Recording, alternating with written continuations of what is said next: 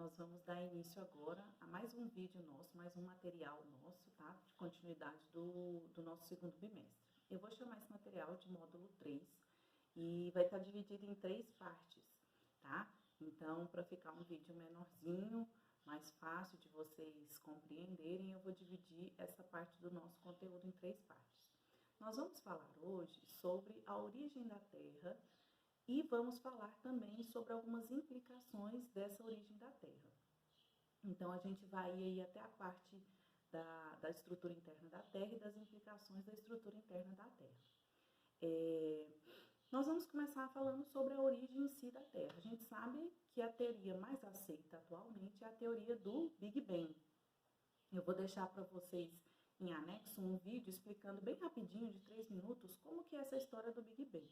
O que é isso, né? Uma grande explosão, onde a partir dessa explosão deu-se origem ao nosso universo. Quando, a partir do processo das partículas que ficaram ali em suspensão, né, ali no espaço, começaram a se agregar, foi se originando os planetas e não muito diferente a Terra também. Quando a Terra se origina, todo esse material ele é agregado, de forma bem homogênea. E ali nós temos uma temperatura muito alta da Terra. Quando, com o passar dos anos, milhões, milhares de anos, a temperatura vai diminuindo. Conforme vai diminuindo aí a temperatura da Terra, ela começa então a separar esses materiais que formaram a sua estrutura. Então vamos aí na estrutura da Terra, voltando nela. A estrutura da Terra ela é formada por 3 partes. A parte mais superficial é a crosta, onde ela é formada principalmente por rochas.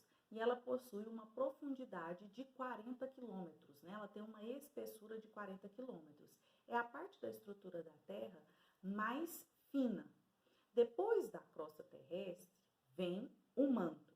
O manto, ele representa 83% do volume total da Terra. Então, a maior parte da estrutura interna da Terra é formada pelo manto, que vai variar de uma espessura de 40 a 2.900 quilômetros de profundidade. Então, vocês conseguem dimensionar isso, né? É a maior parte da estrutura da Terra. E, por fim, nós temos o núcleo. O núcleo ele é subdividido em 2 partes. Nós temos o núcleo externo e o núcleo interno. O núcleo interno é um núcleo sólido e o núcleo externo é líquido. Qual é a diferença, né? O núcleo é formado principalmente por ferro e níquel, onde dentro dessa estrutura nós temos a diferença só da questão de que um é líquido e o outro é sólido. Por que o núcleo interno ele é sólido? Porque como ele está ali no centro da Terra, a força gravitacional, a força que age sobre ele é tão intensa que ele acaba se tornando sólido. Não porque esteja frio de forma alguma, né? A temperatura é extremamente alta, mas pelo fato de que a força que é exercida sobre esse centro da Terra é tão intensa que acaba tornando esse núcleo interno sólido. Agora nós vamos passar para uma imagem, para vocês entenderem melhor como que ocorre, como que é a estrutura interna da Terra. Vocês conseguem observar aí na imagem, a estrutura ela é dividida nas 3 partes que a gente acabou de falar. Observem aí, a crosta ela é bem fininha, que é a parte mais fina, que é formada por rochas. O manto, que é essa parte alaranjada, que é a maior parte da estrutura interna. E no meio, no centro, nós temos aí o núcleo interno e o núcleo externo. Conseguem observar aí, né? O núcleo interno ou núcleo externo, ele é líquido. O núcleo interno, ele é sólido, exatamente por causa da pressão que ele sofre, né, de toda a gravidade de tudo que vem, né, da superfície para ele.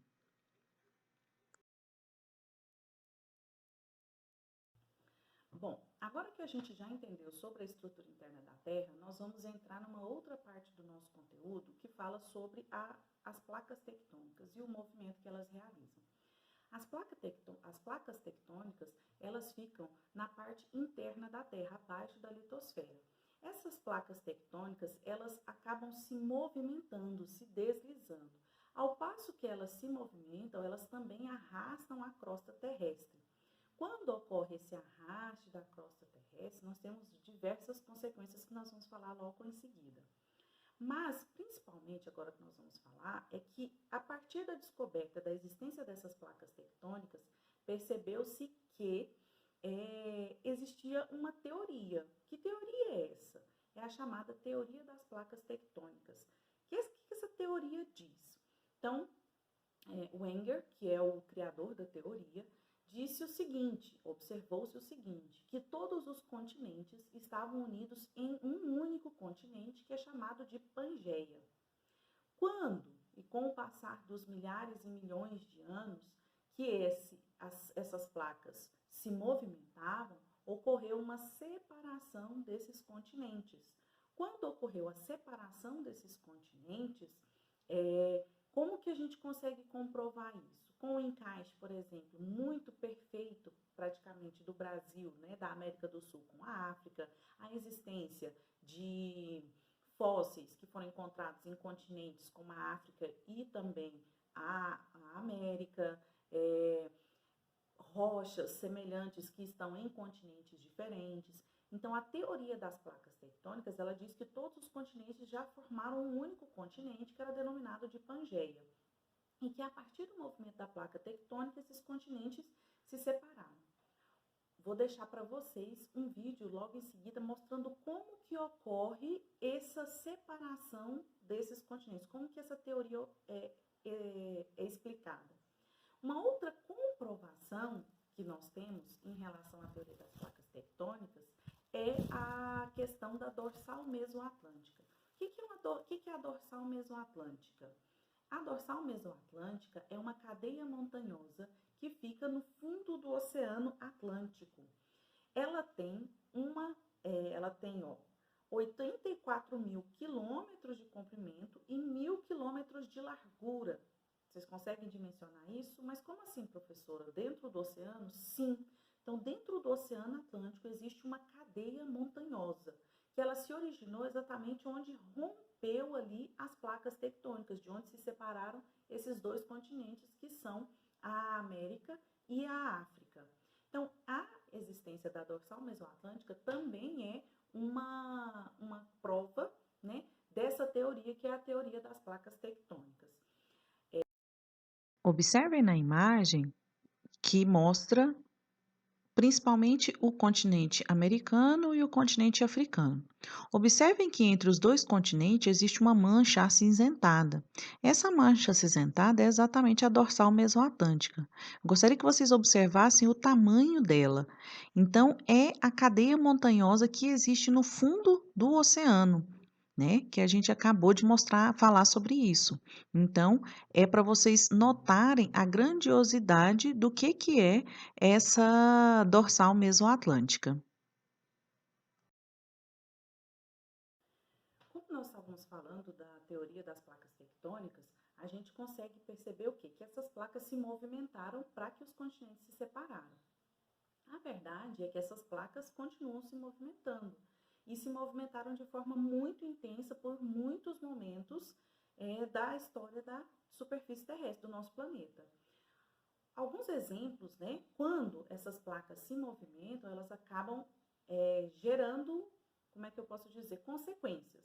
Consequências rápidas, às vezes, ou consequências que nós temos hoje que advêm de milhões de anos. Como, por exemplo, a existência da cordilheira do Himalaia, a cordilheira dos Andes. Todas essas grandes cadeias montanhosas que nós conhecemos, elas se originaram do choque entre as placas tectônicas. Então, quando essas placas se movimentaram há milhões e milhões de anos, acabaram formando essas grandes cadeias montanhosas. Então, essas cadeias montanhosas, elas se originaram a partir disso. Essas placas tectônicas, elas continuam se movimentando? Sim, continuam. Tanto que essas cordilheiras ainda continuam crescendo, porque essas placas continuam se movimentando. Observem nessa imagem a cordilheira do Himalaia. Essa é a vista que dá para o Monte Everest. O Monte Everest, ele é o maior topo, a maior a parte mais alta que nós temos da superfície terrestre.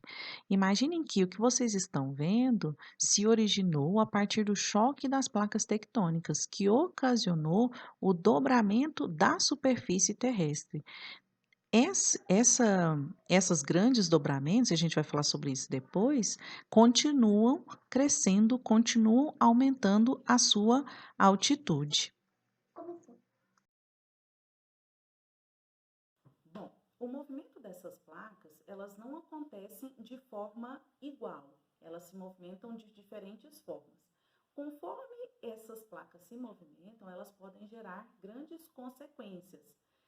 Quais consequências? Como os terremotos, os tsunamis e também as erupções vulcânicas. Mas a gente precisa entender que a movimentação diferenciada dessas placas podem ocasionar esses eventos de forma mais intensa ou não. O que isso quer dizer? Que existem diferentes maneiras que elas se movimentam. Quais são essas maneiras? Quantas são? 3. Nós temos os limites divergentes, convergentes e conservativos. O que é isso, professora? Limite. É porque, na verdade, não é uma placa inteiriça, são várias placas que estão abaixo da litosfera. O encontro de uma placa com a outra origina um limite. E aí, a forma como essas duas placas, o encontro dessas placas mexem-se, é que determina que tipo de limite que nós temos ali naquele local, o que pode tornar aquele local mais ou menos perigoso. Então, vamos entender aqui. O que seria os limites, tá? Nós temos 3 tipos, então. Eu vou explicar aqui um pouquinho sobre cada um deles e depois vou colocar uma imagem para vocês entenderem e um vídeo também para vocês entenderem como que se dá essa movimentação que advém, que vai ser originada principalmente pela quantidade de magma que existe no interior da Terra. Então, vamos lá. O que seria o limite divergente? O nome já dá um indicativo do que seja. É um limite que vai divergir. Então, é o limite onde há uma separação das placas tectônicas. Então, nós temos o limite, as placas vão para lados opostos. Quando ocorre esse limite divergente, o que vai ocasionar? Vai ocasionar uma falha ali naquele local, uma abertura. O que vai acontecer ali naquele local? Vai haver um derramamento de magma. Conforme o magma sai à superfície e vai se solidificando, vai originando ali uma nova superfície terrestre com novas rochas. Porque quando o magma sai do interior da Terra e aflora na superfície, ele é chamado de lava. A lava, ela se solidifica e forma uma rocha, que a gente vai tratar num módulo à frente. Então, o limite divergente é o afastamento da placa, uma da outra, elas se divergem. Nós temos também o limite convergente. O que é o limite convergente? Convergir é o limite onde as placas se chocam. Então, as placas vão chocar uma na outra.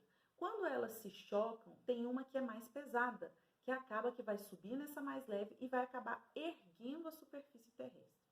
Esse tipo de limite é o limite mais perigoso. Por quê? Porque é o limite onde ocasiona os principais locais com atividades vulcânicas e também com terremotos. O limite divergente também pode causar terremoto? Pode. Só que a intensidade de movimentação da placa de um limite divergente, ele é menor do que um limite convergente.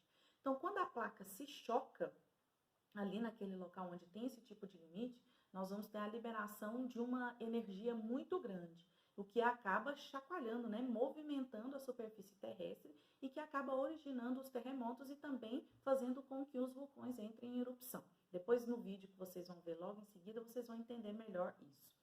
E nós temos também o limite conservativo. O que é esse limite conservativo? É aquele limite onde as placas deslizam lateralmente. Elas fazem esse movimento.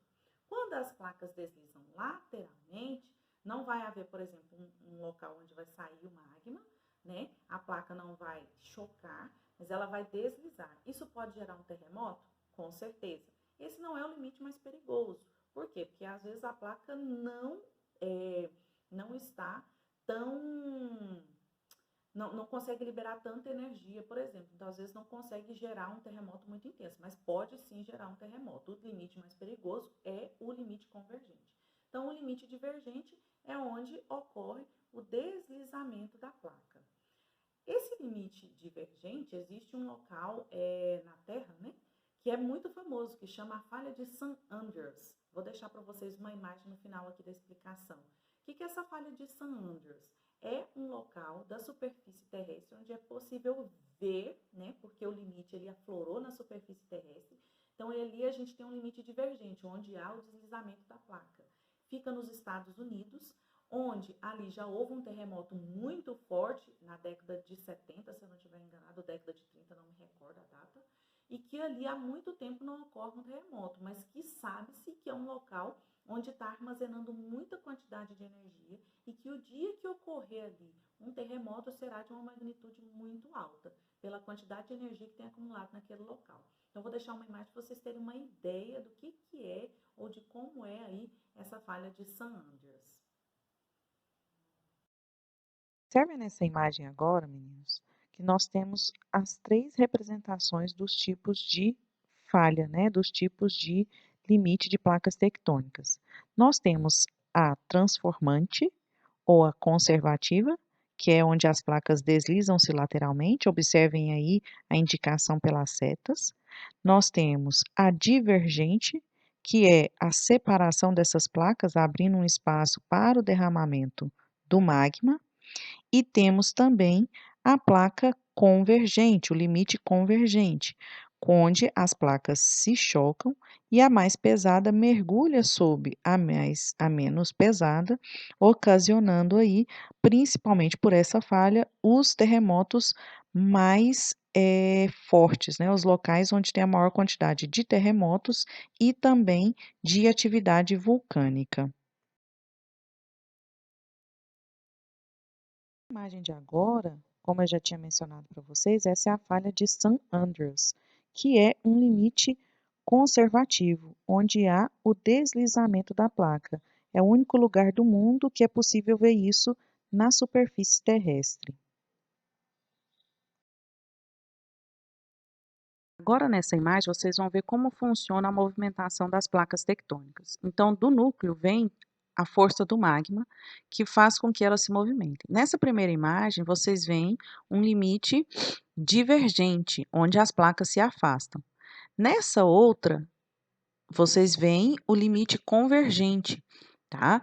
Onde as placas se chocam. A partir dessa imagem aí, vocês conseguem perceber de que forma ocorre o terremoto. E agora vocês vão ver como que se origina um vulcão, porque o movimento da placa também pode originar a atividade vulcânica. Então, observe que o deslize da placa por baixo do manto faz com que suba o magma e vá rompendo a crosta até que esse magma chegue à superfície. Quando o magma chega à superfície, ela é chamada de lava, que é quando ocorre as erupções vulcânicas que nós tanto conhecemos, né?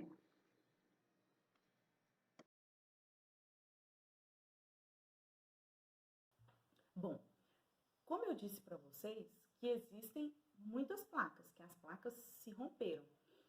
E existe no mundo 12 placas divididas abaixo da litosfera, onde essas placas têm diferentes tipos de limite, ou seja, pode ser limite conservativo, pode ser um limite convergente, como pode ser um limite divergente. Isso acaba gerando consequências para o mundo. Né? Então, existem locais que são mais perigosos, existem locais que são mais propensos à ocorrência, à existência de terremotos e de vulcões. Eu vou mostrar para vocês agora um mapa de como se divide essas placas. Cada placa tem um nome, então ela é conhecida por um nome, geralmente está relacionada com a sua localização. Então, nós vamos observar aí nesse mapa as diferentes placas e a movimentação que a maioria delas vão fazer.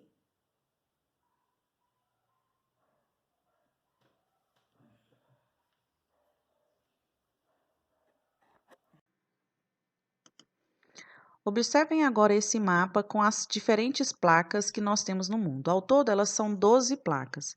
As setas que tem nesse mapa demonstram o movimento que elas realizam, e assim a gente consegue determinar se trata de um limite convergente, divergente ou conservativo.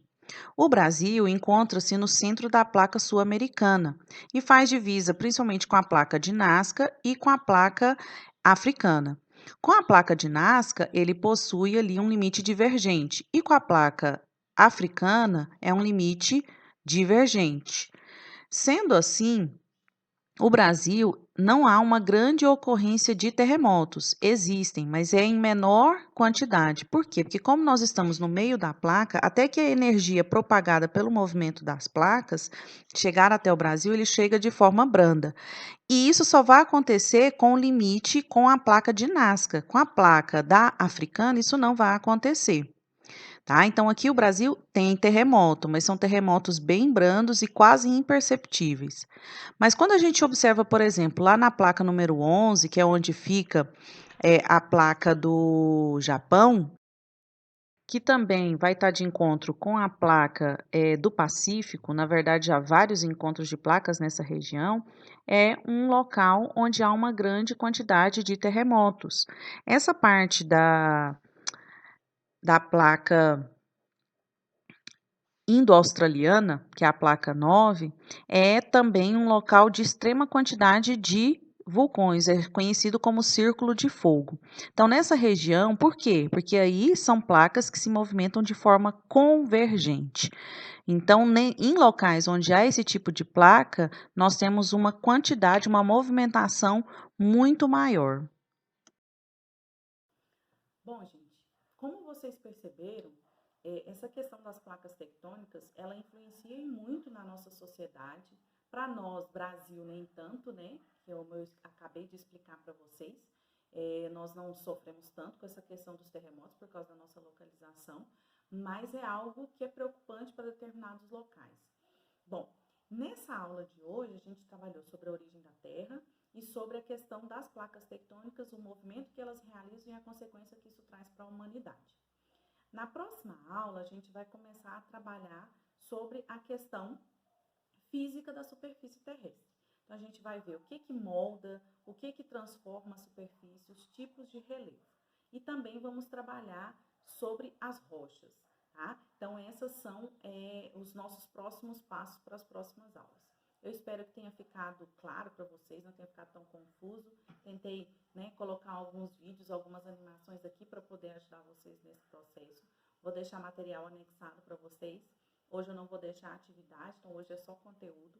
A dica é que enquanto vocês estejam assistindo, façam anotações, pausa o vídeo, reflete um pouquinho, para que vocês realmente consigam apreender o conteúdo. Estou tentando trabalhar com vocês da forma como nós trabalharíamos dentro de sala, tá? Então, tentando realmente atingir o máximo de vocês. O que tiver de dúvida, deixe no comentário lá na nossa plataforma, né? Que eu vou tentar tirar as dúvidas de vocês o máximo possível. Um abraço a vocês. Estou com muita saudade da nossa rotina, da nossa sala de aula, mas mesmo sabendo, né, que é um momento importante, que é necessário a gente estar em casa, mas muita saudade da nossa rotina, da nossa sala de aula, daquilo que a gente faz, do trabalho que a gente tem em sala de aula. Um abraço a vocês.